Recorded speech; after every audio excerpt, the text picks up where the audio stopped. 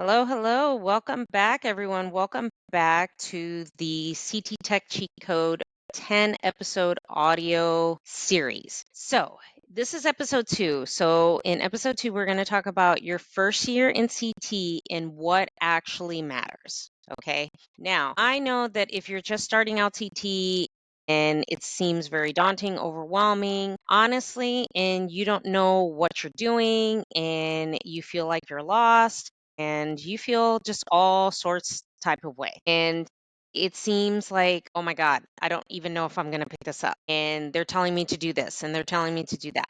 Okay. Honestly, they have you focused on the wrong things. Okay. Here's what actually matters in your first year of CT. Okay. There's 3 things that are actually going to matter and make you a better technologist. So that is practice, repetition, and confidence.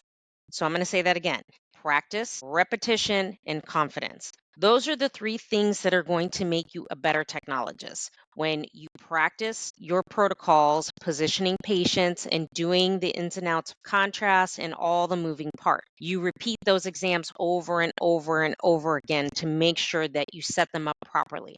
It's not about perfection. It's about making sure you do it right. And then confidence, saying, yes, I can do this. Yes, I am knowledgeable in this. Yes, I know exactly what I have to do for each exam. Okay. For your core exams, it's a lot of repetition, a lot of practice, and just being confident, right? Because that is the thing. Those are the 3 keys that will make you just a better technologist. And then focusing on safety, on consistency, asking a lot of damn questions. Can't tell you how many new people I've trained over the 22 years I've been a tech. And there's some that just do not ask questions. And then they're stuck when they're doing an exam and don't know what to do. So it's not about perfection. It's about controlling what you're doing and making sure that you pace yourself and doing it correctly. Okay. So those are the pieces that I think are important. And I don't think a lot of places teach you that because we have to rush through, the training. CT is always so damn busy. Our amount of exams have like quadrupled because we're just at such high capacity because ordering physicians seem to, diagnose their patients with imaging all the time.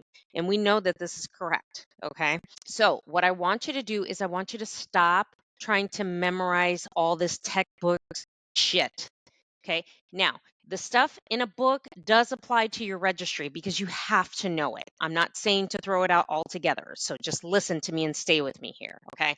I'm telling you, when it comes to the clinical aspect on what you're doing in that room with the patient, I want you to be the tech that knows what they're doing when they're in that room, positioning their patient, hooking them up to the injector, making sure that the patient's comfortable, talking to the patient, letting them know what's going on versus the tech that is textbook and just pushes a button.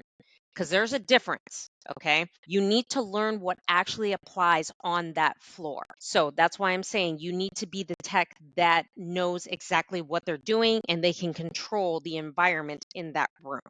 Okay. So, and if you're not feeling confident, hey, you know the saying, fake it until you make it? That's what you do. Don't fake knowledge, fake confidence. Okay. Because naturally it will just come to you. These are the key habits that you need to apply, especially if it's in your first month of learning how to do CT.